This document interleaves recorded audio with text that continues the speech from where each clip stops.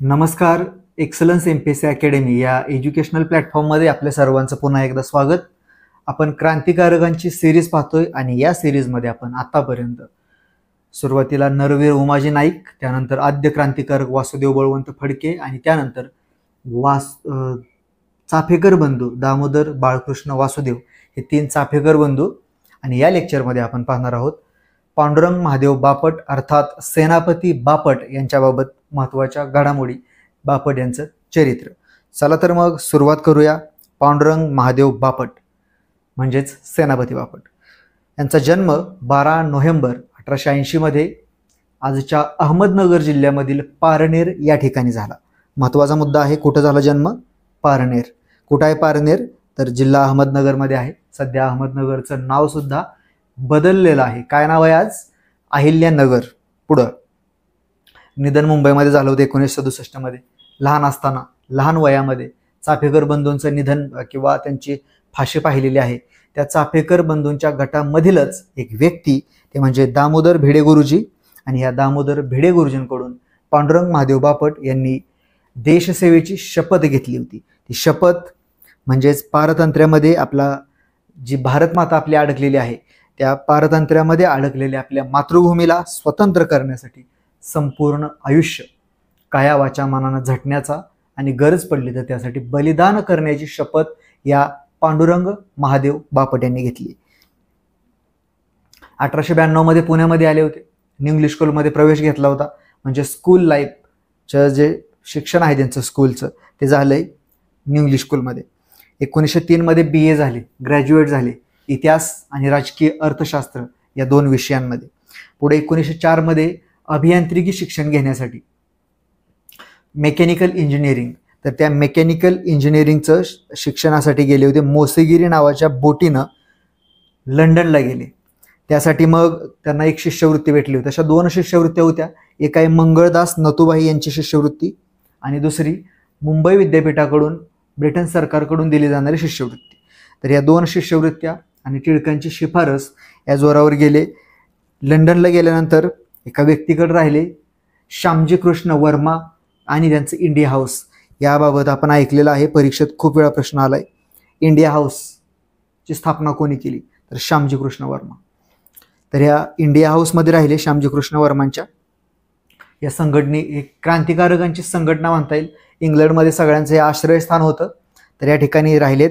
पुढं मग काही कालावधीनंतर बॉम्ब बनवण्याची कला शिकण्यासाठी त्यांच्या मते, या बापटांच्या मते, बंदुकीपेक्षा अधिक विध्वंसक बॉम्ब आहे आणि म्हणून बॉम्ब बनवायचं त्यांना जास्त डोक्यामध्ये त्यांच्या आलं की आपण बॉम्ब बनवला तर क्रांतिकार्य करणं जास्त सोपं होईल बंदुकांपेक्षा. म्हणून बॉम्ब बनवण्याची कला आत्मसात करण्यासाठी, बॉम्ब बनवण्याचं शिकण्यासाठी गेलेत. लंडनहून पॅरिसला गेलेत. पॅरिस आहे आजच्या फ्रान्स या देशाची राजधानी. पॅरिसमध्ये काय आहे? आयफेल टॉवर सुद्धा आहे. तर या पॅरिसला गेले. कुठं आहे पॅरिस? फ्रान्समध्ये, फ्रान्सची राजधानी. तिथे गेले, बॉम्ब बनवायला शिकले आणि बॉम्ब बनवण्याचं शिकून झाल्यानंतर एक रशियन विद्यार्थिनी, एक रशियन मुलगी, तिचं नाव होतं अन्या खोस. या अन्या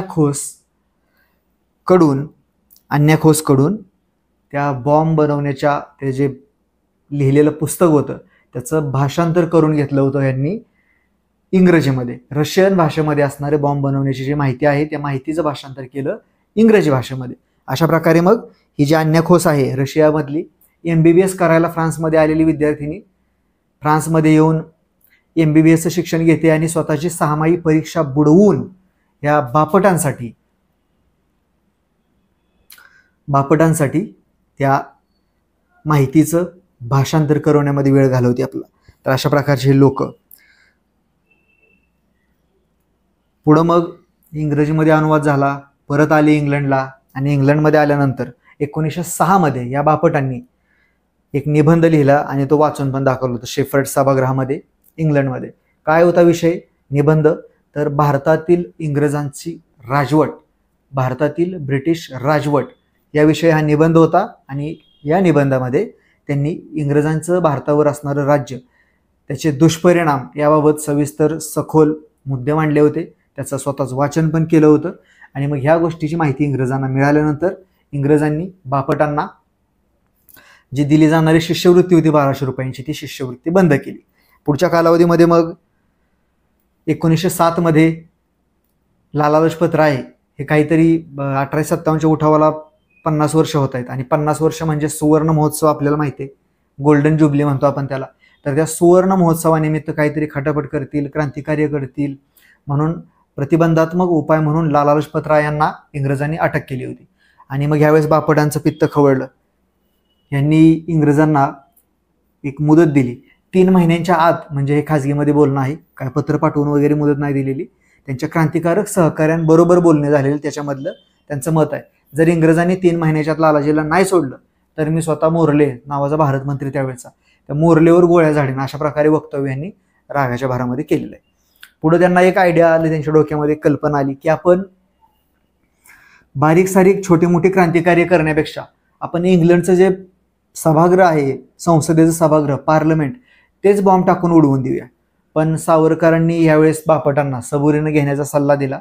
बापट त्यानंतर भारतामध्ये आले, आणि भारतामध्ये आल्यानंतर त्यांचे सहकारी जे होते त्यांच्याबरोबर बॉम्ब बनवण्यासाठी रशियाला गेलेले, जपानला गेलेले सहकारी, त्याच्यामध्ये हेमचंद्र दास, मिर्झा अब्बास, सिकंदर हयात खान यासारखे लोक वगैरे. तर यापैकी हेमचंद्र दासनी बंगालमध्ये कलकत्ता या ठिकाणी एक माणिकतोळा बाग नावाची बाग होती, आणि त्या बागेच्या आसपासच्या परिसरामध्ये बॉम्ब बनवण्याचा कारखाना सुरू केला होता. त्याला माणिकतोळा कट वगैरे म्हणतात, माणिकतोळा बाग. तर 1908 मधला हा कट खटला. त्या ठिकाणी त्या लोकांनी बॉम्ब बनवले भरपूर. हेमचंद्र दास बरोबर या सेनापती बापट किंवा पांडुरंग महादेव बापट यांचे वाद झाले. पांडुरंग महादेव बापट त्यांना सल्ला देत होते की हेमचंद्र, आणखी काही दिवस आपण क्रांतिकार्य करायला नको, काही दिवस वाट बघूया, योग्य वेळ आल्यानंतर आपण अशा प्रकारचा निर्णय घेऊया. पण हेमचंद्र दास त्यांचे इतर सहकारी जास्त उतावीळ झाले होते, आम्ही कधी एकदा बॉम्ब बनवतोय आणि कधी एकदा ब्रिटिशांना मारतोय. त्यांच्याच गटातील 2 लोक, 2 त्यांचे सहकारी म्हणा किंवा 2 क्रांतिकारक, एक होते प्रफुल्ल चाकी आणि दुसरे होते खुदीराम बोस.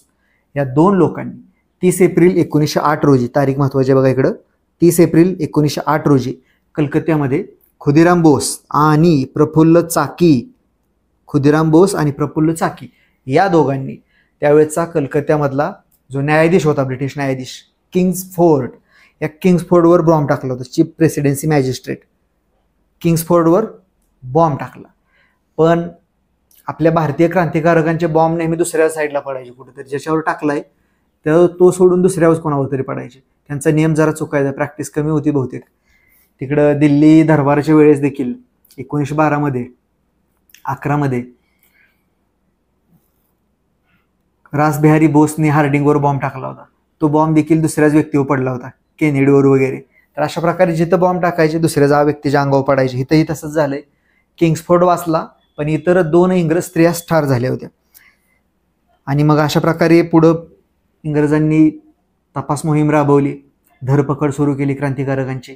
आणि त्याच्यामध्ये नरेंद्र गोस्वामी नावाचा एक फितूर साक्षीदार, क्रांतिकारकांमधला फितूर व्यक्ती निघाला.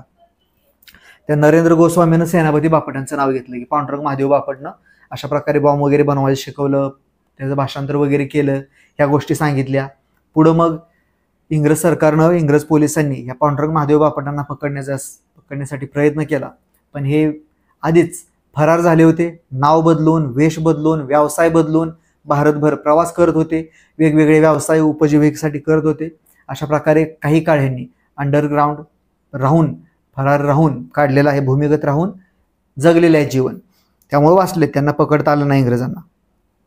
आणि या काळामध्ये मग उदरनिर्वाहासाठी त्यांनी 2 वृत्तपत्रांमध्ये देखील पुढच्या कालावधीमध्ये काम केले. ती 2 वृत्तपत्र म्हणजे टिळकांचं मराठा आणि दुसरं एक होतं चित्रमय जगत, मुंबईमधली 2 वृत्तपत्र, पुण्यामधलं एक, मुंबईमधलं एक. तर ह्या 2 वृत्तपत्रांमध्ये काम केले. पुढं ह्याच कालावधीमध्ये सुमारास रशियामध्ये राज्यक्रांती झाली होती. परीक्षेत तुम्हाला प्रश्न विचारलाय की रशियन राज्यक्रांती पुढीलपैकी कोणत्या वर्षी झाली, तर ही लाईन पूर्ण महत्वाची आहे. 1917 मध्ये रशियन राज्यक्रांती झाली होती. आणि या रशियन राज्यक्रांतीवर खुश होऊन पांडुरंग महादेव बापट या व्यक्तीनं भारतामध्ये डाळ आणि चुरमुरे वाटून आनंद वगैरे साजरा केला. अशाच प्रकारची एक मेजवानी तिकडं सामाजिक व धार्मिक प्रबोधनाचं युग वगैरे आपण पाहिलं होतं. त्याच्यामध्ये पहिलेच व्यक्ती समाजसुधारक राजाराम मोहन रॉय पाहिले होते. त्या राजाराम मोहन रॉयमध्ये देखील आपण अशा प्रकारचा काहीतरी मुद्दा पाहिला होता. स्पेनमध्ये राज्यक्रांती झाली होती, त्यानिमित्त राजाराम मोहन रॉय यांनी भारतामध्ये मेजवानी दिली होती. तर तशाच प्रकारचं काम इकडे सुद्धा रशियामध्ये राज्यक्रांती झाली, म्हणून सेनापती पांडुरंग महादेव बापट यांनी भारतामध्ये किंवा पुण्यामध्ये महाराष्ट्रामध्ये डाळ आणि चुरमुरे वाटून आनंद साजरा केला. तिकडं अन्या खोस रशियाची होती ना, तर तिच्या देशामध्ये राज्यक्रांती झाली, खुश झाले बापट, डाळ आणि चुरमुरे वाटले इकडे. मग ह्याच बापटांनी टिळकांना करबंदीचा सल्ला देखील दिला होता. साराबंदी किंवा करबंदी करा इंग्रजांच्या विरुद्ध. पण टिळकांना सल्ला देणारे लोक फारसे आवडत नव्हते. टिळकांनी सरळ सांगून टाकलं, बापट एकतर तू आंदोलन कर, नाहीतर वृत्तपत्रामध्ये काम कर. आणि अशा प्रकारे मतभेद झाल्यानंतर बापटांनी मराठामधलं काम सोडून दिलं होतं. टिळकांची साथ सोडली होती. पुढच्या काही कालावधीमध्ये द.वी. गोखले यांच्या अध्यक्षतेखाली राजबंदी मुक्तता मंडळाची स्थापना केली. ह्या मुद्द्यावर जरा फोकस करायचं, राजबंदी मुक्तता मंडळ. त्यानंतर पुढं 1919 मध्ये मुंबईमध्ये झाडू कामगारांचा संप घडवून आणला ह्याच बापटांनी, आणि यावेळी झाडू कामगार मित्रमंडळ नावाची संघटना पण स्थापन केली. झाडू कामगार मित्रमंडळ मुंबई आणि पारनेरमध्ये दोन्ही ठिकाणी झाडू कामगारांच्या संपामध्ये वगैरे सहभाग, त्यानंतर सफाई मोहिमेमध्ये देखील सहभाग ह्या बापटांनी घेतलेला आहे. 1921 मध्ये मुळशी सत्याग्रह झाला. आपण गांधीयुगामध्ये मुळशी सत्याग्रह पाहिला, इन डिटेल पाहिलाय. त्याच्यामध्ये आपण 21 ते 24 सगळ्या गोष्टी पाहिल्यात. जसं की आपण ठीक आहे ओझरता दृष्टिक्षेप एक टाकूया, फास्ट रिवाइज करूया. पुण्यामध्ये मुळा नदीच्या काठावरती संगमावरती एक धरण बांधण्याचं काम इंग्रजांनी टाटा कंपनीला दिलं होतं. आणि ह्या टाटा कंपनीला काम दिल्यानंतर यावेळी या परिसरामधली 54 गावं पाण्याखाली जाणार होती, आणि या गोष्टी विरोधात तिथल्या लोकांनी, तिथल्या शेतकऱ्यांनी आंदोलन किंवा सत्याग्रह सुरू केला होता. कारण त्यांना योग्य प्रकारे त्याचा आर्थिक मोबदला, स्वतःची जर एवढ्या मोठ्या जमिनी जात आहेत, 54 गावं पाण्याखाली जात आहेत, तर त्या लोकांना, तिथल्या शेतकऱ्यांना दुसरीकडे सरकारनं शिफ्ट करायला पाहिजे, त्यांना जमिनी द्यायला पाहिजेत, किंवा ज्यांच्या जमिनी गेल्यात त्यांना योग्य प्रकारचा आर्थिक मोबदला द्यायला पाहिजे. हे सरकारचं कर्तव्य असतं. पण सरकारनं या गोष्टी न करता केल्या नाहीत, म्हणून तिथल्या लोकांनी सत्याग्रह सुरू केला होता. आणि पुढच्या कालावधीमध्ये मग या लोकांना बापटांनी पण जॉईन केलंय. या मुळशी सत्याग्रहाची मूळ कल्पना होती विनायकराव भुसकुटे यांची.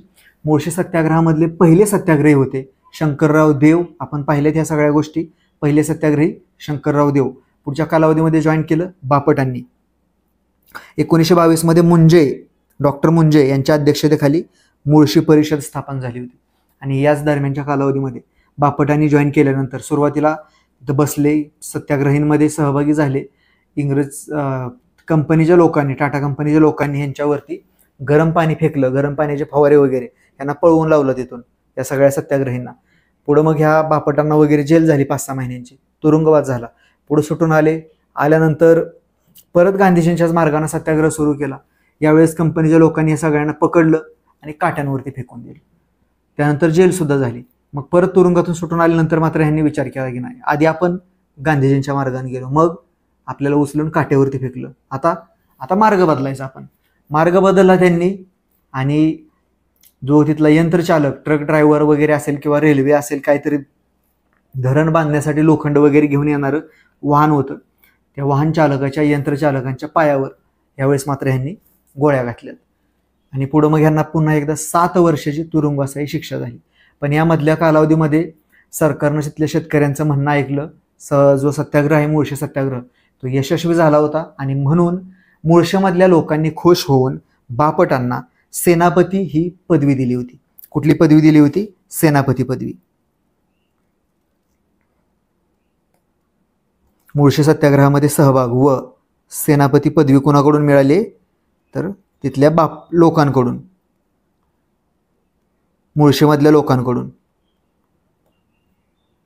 मुळशीमधल्या लोकांनी बापटांना सत्याग्रह यशस्वी झाल्यानंतर प्रेमानं सेनापती असं संबोधले. आणि इथून पुढं मग आपल्याला माहीत असणारे, आपल्याला परिचित असणारे, बापटांच्या आधी अपसूकपणे जो आपण नाव घेतो, जे शब्द वापरतो, तो म्हणजे सेनापती. आदरपूर्वक आपण सेनापती बापट असं म्हणतो.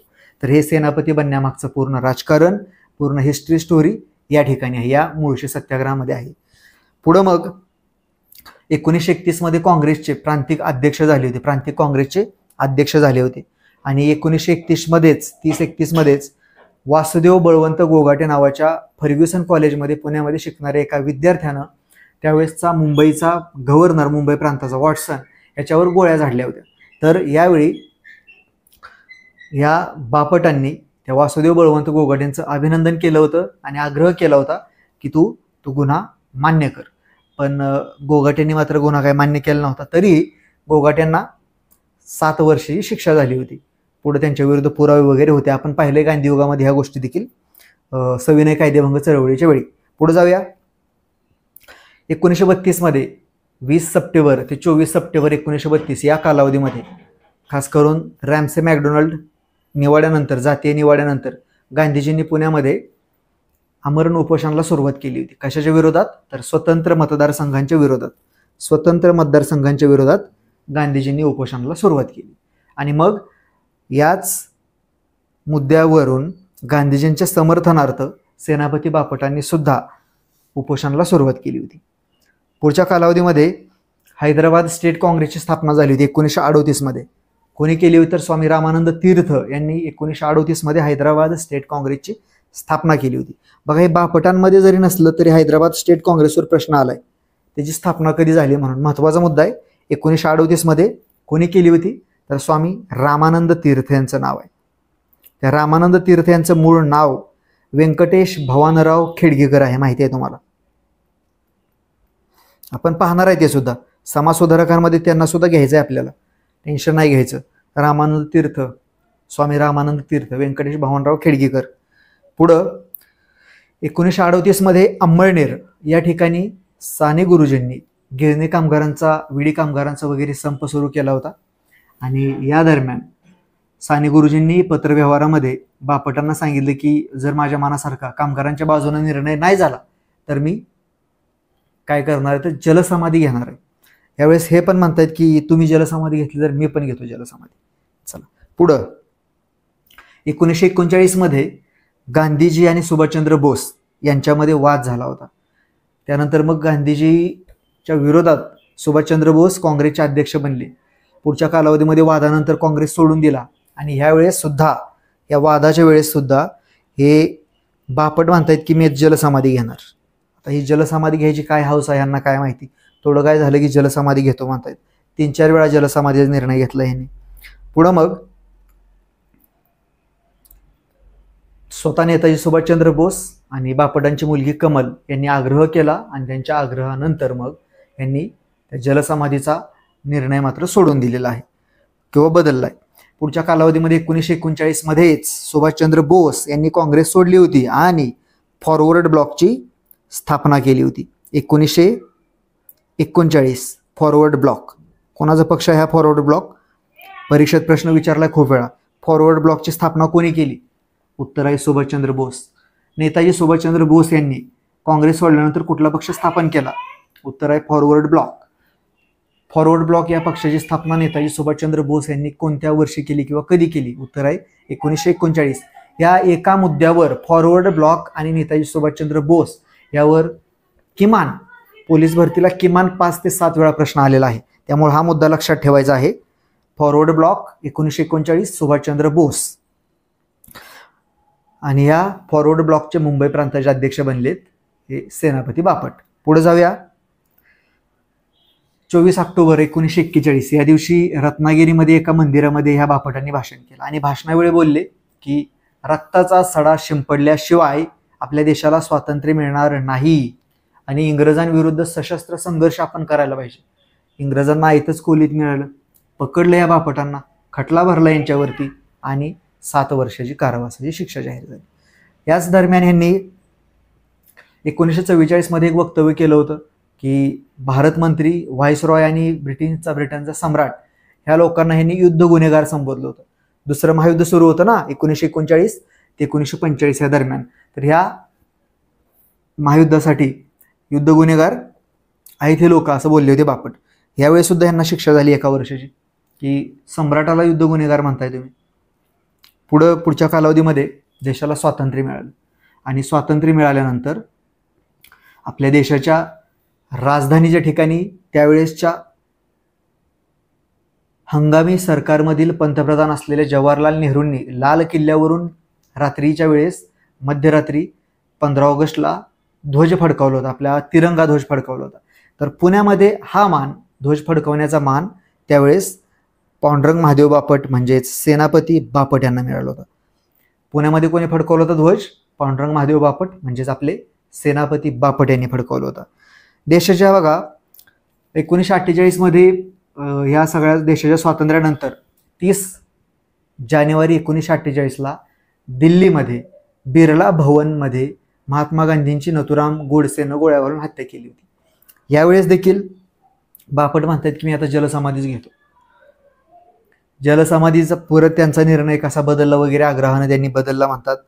तर त्यावेळेस त्यांना वाईट वाटलं होतं. जलसमाधीचा निर्णय गांधीजींच्या हत्येनंतर सुद्धा घेतला होता. सारखं उठसूट जलसमाधी घ्यायची. ह्यांना पाण्यामध्ये खेळायला खूपच आवडायचं होते. पुढच्या कालावधीमध्ये देशाच्या स्वातंत्र्यानंतर सुद्धा हे काही शांत बसलेले नाहीत. हे व्यक्ती म्हणजेच पांडुरंग महादेव बापट ह्यांनी वेगवेगळ्या लढ्यांमध्ये, देशाच्या एकीकरणामध्ये, प्रांतांच्या एकीकरणामध्ये, लढ्यामध्ये सहभाग घेतलाय. उदाहरण दाखल हैदराबाद मुक्तीसंग्राम, हैदराबाद राज्याला निजामाच्या कब्जातून मुक्त करण्यासाठी यांनी हैदराबाद मुक्तीसंग्राममध्ये सहभाग घेतलाय. आपण हैदराबाद स्टेट काँग्रेस 1938 पाहिले, रामानंद तीर्थ, त्याच संघटनेच्या माध्यमातून यांनी लढा दिलाय. सशस्त्र चळवळी वगैरे, भागानगर मुक्तीसंग्राम वगैरे नावाची संघटना अशा प्रकारच्या स्थापन केले त्या बापटांनी वगैरे. पुढच्या कालावधीमध्ये मग गोवा मुक्तीसंग्राममध्ये भाग घेतलाय. संयुक्त महाराष्ट्राच्या लढ्यासाठी त्यांनी योगदान दिलंय. म्हैसूर आणि महाराष्ट्र सीमावाद म्हणजे आजचा महाराष्ट्र कर्नाटक सीमावाद, बेळगाव, निपाणी वगैरे काही भाग आहे, तर त्या भागासाठी बेंगलोर वगैरे, तर या मराठी भाषिक प्रदेशांना महाराष्ट्रामध्ये सामावून घेण्यासाठी वगैरे जो लढा उभारला गेला होता त्यामध्ये सुद्धा या बापटांनी सहभाग घेतलाय, आंदोलन वगैरे केलेलं आहे. तर अशा प्रकारे या बापटांचं पुढं निधन झालं होतं 25 नोव्हेंबर 1967ला. या व्यक्तीनं आयुष्यभर अत्यंत हालाकीच्या परिस्थितीमध्ये, दारिद्र्याच्या परिस्थितीमध्ये आपलं जीवन व्यतीत केलंय. उदाहरणच द्यायचं झालं तर बायकोला हा माणूस जुन्या साड्या विकत घेऊन द्यायचा. जुन्या साड्या काय निम्म्या किमतीला भेटत असतील, ज्या काय किमतीला, तर जुन्या साड्या निम्म्या किमतीला विकत घेऊन द्यायचे हे. आणि अशा प्रकारे त्यांनी बायकोला सांगून मग टाकलं होतं की माझा जो हा जन्म आहे तो मी देशासाठी अर्पण केलाय, त्यामुळे तुला चांगलं चुंगलं खायला भेटणार नाही, चांगले नवीन साड्या भेटणार नाहीत, तू मला सोडून दे आणि दुसरं लग्न कर. अशा प्रकारे सल्ला वगैरे सुद्धा दिलेला आहे. रशियामध्ये असताना, त्या पॅरिसमध्ये असताना रशियन विद्यार्थिनी ती अन्या खोस, ती यांना आवडायची. तिच्याकडून काम करून घेतलं फायद्याचं, आपल्या भाषांतर करून घेतलं, बॉम्बच्या पोथीचं भाषांतर करून घेतलं आणि तिला सल्ला नाही दिला, तिला आश्वासन दिलं एक की माझ्यावर ह्या जन्मामध्ये देशाला स्वतंत्र करण्याची जबाबदारी आहे आणि मला माफ कर, ह्या जन्मात काही लग्न नाही करू शकत, पुढच्या जन्मात तुझ्याबरोबर लग्न करतो. तर अशा प्रकारे हे सेनापती बापट पुढचा अख्खं आयुष्य यांनी अत्यंत हालाकीच्या परिस्थितीमध्ये आपल्या देशाला स्वातंत्र्य करण्यासाठीच्या आंदोलनांमध्ये भाग घेतलाय. नंतर देशाच्या स्वातंत्र्यानंतर देशाला एकसंध बनवण्यामध्ये सुद्धा यांनी सहभाग घेतलाय. तर ह्याच बापटांचं पुढं 25 नोव्हेंबर 1967 यांचं निधन झालंय. पण पाहिलंय एकदा आपण पटकन, एकदम पटपट फास्टमध्ये सेनापती बापट एकदा रिवाईज करूया. परीक्षे दृष्टीने महत्त्वाचे असणारे मुद्दे बघूया आपण. तर या पांडुरंग महादेव बापट यांचा जन्म 12 नोव्हेंबर 1880 मध्ये झालाय. पारनेर या ठिकाणी, पारनेर महत्त्वाचा आहे, जिल्हा आहे अहमदनगर, आजचं नाव आहे अहिल्यानगर. निधन 1967, आताच पाहिलं होतं. शपथ कोणाकडून घेतली देशसेवेची? तर दामोदर भिडे यांच्याकडून देशसेवेची शपथ घेतलेली आहे. चाफेकर घाटातील होते हे दामोदर भिडे. इंग्लिश स्कूलमध्ये स्कूल लेवलचं शिक्षण झालेलं आहे. पुढच्या कालावधीमध्ये राजकीय अर्थशास्त्र आणि इतिहासामध्ये BA केलं. 1904 मध्ये शिष्यवृत्ती मिळाली आणि मोसेगिरी नावाच्या बोटीनं, कुठल्या बोटीनं तर मोसेगिरी नावाच्या बोटीनं मेकॅनिकल इंजिनिअरिंगसाठी इंग्लंडला गेलेत. मूळ जो उद्देश होता तो इंग्लंडमध्ये जाऊन क्रांतिकार्य करणं वगैरे होता. तिथे इंग्लंडला गेल्यानंतर इंग्लंडला जाताना 2 शिष्यवृत्त्या, एक मुंबई विद्यापीठाची आणि दुसरी मंगळदास नथुभाई यांची शिष्यवृत्ती. इंग्लंडमध्ये कुठं राहिलेत तर महत्त्वाची संघटना आहे श्यामजी कृष्ण वर्मा आणि त्यांची इंडिया हाऊस. ह्या इंडिया हाऊस बरोबर यांचा संबंध आला. पुढं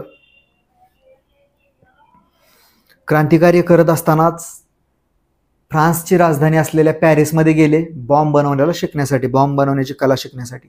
प्रश्न विचारला जाईल, सेनापती बापट बॉम्ब बनवण्याची कला शिकण्यासाठी कोणत्या देशात गेले, कुठे गेले? तर फ्रान्सला गेले आणि शहर आहे पॅरिस, पॅरिसमध्ये गेले. तिथं अन्य खोजकडून भाषांतर करून घेतलं त्या माहितीचं बॉम्ब बनवण्याच्या. पुढच्या कालावधीमध्ये 1906 मध्ये शेफर्ड सभागृहामध्ये निबंध वाचला होता, त्यामुळे त्यांच्या शिष्यवृत्त्या बंद पडल्या. पुढील कालावधीमध्ये लाल लजपतराय यांच्या अटकेच्या वेळेस भारतमंत्री मोर्ले याला मी गोळ्या घालून वगैरे बोलले जर 3 महिन्यात नाही सोडलं तर, आणि इंग्लंडचं पार्लमेंट बॉम्बनं उडवून देण्याची सुपीक आयडिया देखील यांच्याच सुपीक डोक्यामध्ये आलेली आहे. पुढं मुंबई, खानापूर, पेन, कोठूर या भागामध्ये बॉम्ब बनवण्याचे कारखाने सुरू केलेत. 1908 मध्ये कलकत्त्यामध्ये माणिकतोळा प्रकरण घडलं होतं, माणिकतोळा बॉम्ब प्रकरण. माणिकतोळा बाग होती, त्या बागेच्या परिसरामध्ये हेमचंद्रदास, उल्हासकर दत्त, बारिंद्र घोष, विभूतीभूषण इत्यादी सरकार वगैरे लोकांनी बॉम्ब बनवण्याचा कारखाना सुरू केला होता. बापट देखील भारतात आले होते. बापट हेमचंद्रदासला सल्ला देत होते की हेमचंद्र एवढी घाई करू नको, आपण काही कालावधीनंतर आपण काय करूया तर हे बॉम्ब वगैरे आपण क्रांतिकारी सुरू करूया, एवढ्या घाई करायला नको. पण हेमचंद्रदासनी काय ऐकलं नाही. मतभेदानंतर महाराष्ट्रामध्ये निघून आले होते आणि पुढच्या कालावधीमध्ये त्या माणिकतोळा प्रकरणाशी संबंधित असलेल्या 2 क्रांतिकारकांनी म्हणजे खुदिराम बोस आणि प्रफुल्ल चाकी यांनी 30 एप्रिल 1908 तारीख महत्वाची आहे. कलकत्त्यामध्ये प्रफुल्ल चाकी आणि खुदिराम बोस यांनी कोणावर बॉम्ब टाकला होता तर मॅजिस्ट्रेट तिथला किंग्सफोर्ड. पण किंग्सफोर्ड मेला का? नाही मेला, वाचला तो. बॉम्ब तिसरीकडेच पडायचा आपल्या क्रांतिकारकांचा. त्याच्यामध्ये 2 इंग्रज स्त्रिया ठार झाल्या होत्या. पुढं मग धरपकड सुरू झाली होती क्रांतिकारकांची. त्याच्यामध्ये नरेंद्र गोस्वामी नावाचा फितूर एक व्यक्ती होता. त्या फितुरानं बापटांचं देखील नाव घेतलं होतं. बापटांना शोधण्याची मोहीम इंग्रजांनी सुरू केली होती, पण सापडले नाहीत. वेश बदलून, नाव बदलून वगैरे राहिले होते. 2 वृत्तपत्रांमध्ये देखील लिखाण केले, काम केले. ते वृत्तपत्र म्हणजेच मराठा आणि चित्रमय जगत.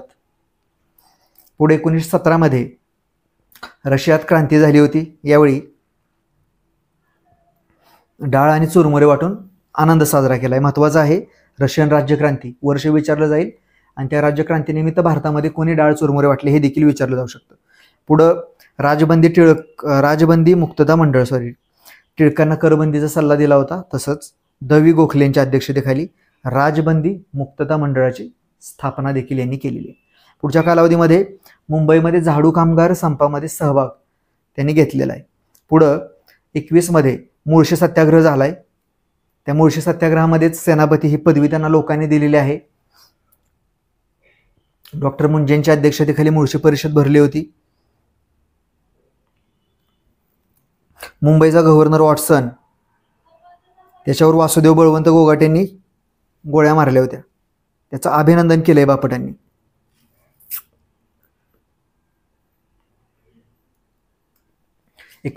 मध्ये गांधीजींनी स्वतंत्र मतदारसंघांविरोधात उपोषण सुरू केलं होतं, आमरण उपोषण.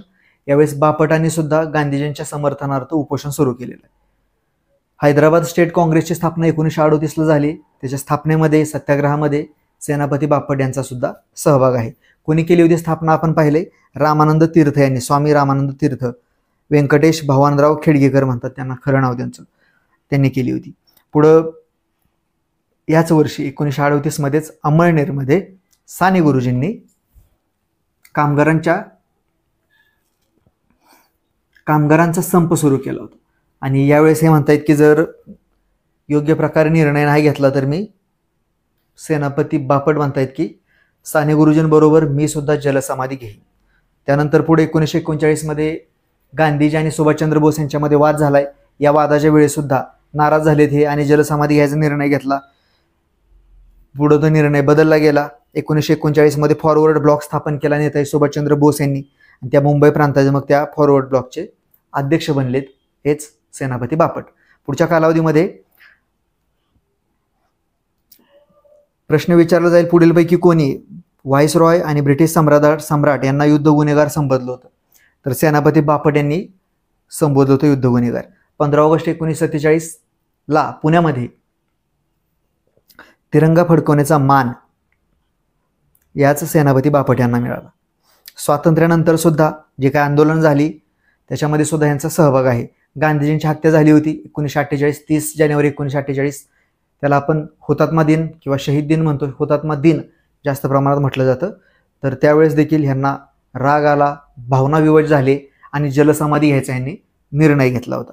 पुढे देशाच्या स्वातंत्र्यानंतर सुद्धा वेगवेगळे आंदोलन झाले, त्याच्यामध्ये सुद्धा यांचा सहभाग आहे. जसं की हैदराबाद मुक्ती संग्राम, संयुक्त महाराष्ट्र आंदोलन, महाराष्ट्र म्हैसूर सीमावाद आणि महत्त्वाचा 1961चा जो संग्राम होता, गोवा मुक्त झाला होता, त्यासाठी आधीच्या काळापासून सातत्यानं सहभाग जो होता, आंदोलन होतं, त्याच्यामध्ये यांचा सहभाग आहे.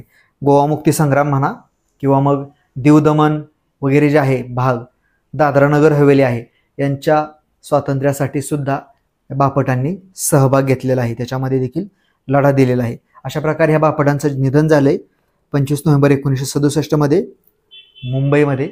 अशा प्रकारे आपण या ठिकाणी थांबूया. भेटूया एका नव्या क्रांतिकारकासह पुढील लेक्चरमध्ये.